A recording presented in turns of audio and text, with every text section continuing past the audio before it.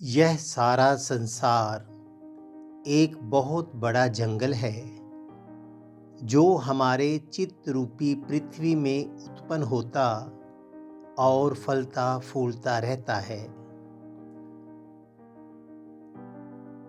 उस चित्त रूपी भूमि में विषय रूपी बादल ज्ञान रूपी सूर्य को ढककर राग रूपी जल बरसाते रहते हैं। इसी जल से जंगल फलता फूलता रहता है। यह जो जंगल है, इसी में हम अनादि काल से भटकते भटकते दुखी हो रहे हैं। इस जंगल से हमारी रक्षा परमेश्वर के अतिरिक्त कोई नहीं कर सकता है। मतलब यह है कि संसार का प्रत्येक पदार्थ दुख में ही है।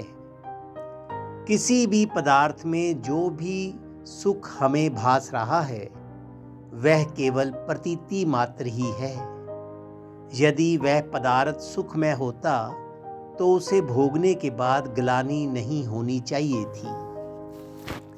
धन आदि पदार्थों में सुख केवल बुद्धि का भ्रम है। इस संसार में केवल दुख ही दुख है।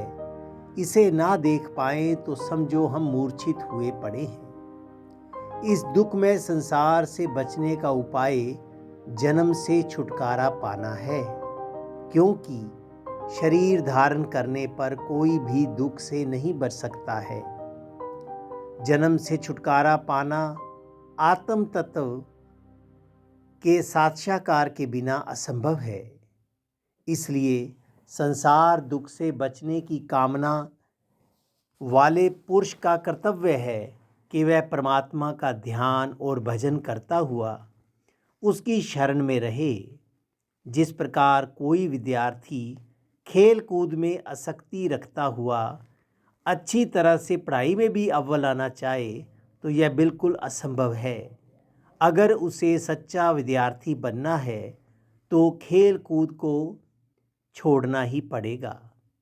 इसी प्रकार जो पुरुष सच्चा भगत या मुमुक्षु बनना चाहे, उसे भी सांसारिक विषयों में राग को बिल्कुल त्यागना होगा, वरना वह अपने लक्ष्य को कभी प्राप्त ना कर सकेगा। एक म्यान विच दो तलवारा हरगिज नहीं समावन, जद प्रीत खसम नाल होवे तद दीन दुनी सब भूल जावन। जब तक मनुष्य के हृदय में किसी भी प्रिय वस्तु के प्रति इच्छा और राग है, तब तक संसारी दुखों से उसका छुटकारा कभी नहीं हो सकता है, और तब तक विषयों को भोगने की इच्छा से उसका चित्त स्थिर नहीं हो सकता। इस संतापजनक संसार से अपनी रक्षा चाहने वाले पुरुष को सबसे पहले विषयों के प्रति अपने लगाव को हटाना होगा और चित्त को निरंतर परमात्मा में लगाना होगा।